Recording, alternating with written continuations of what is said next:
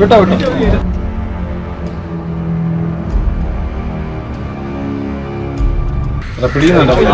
അതിനകത്ത് കൈ ഇടരുത്. പൈപ്പിന്റെ പുറം ഭാഗത്തെ പിടിക്കാവൂ. എന്റെ ഉള്ളിലേക്ക് വിരലിട്ട് കഴിഞ്ഞാൽ ചിലപ്പം അകത്തെ കൈയിട്ട് പൈപ്പ് നോക്കരുത് കേട്ടോ. അണലിയാണ് നോക്കിയിരിക്കണേ, അണലിയാണ്.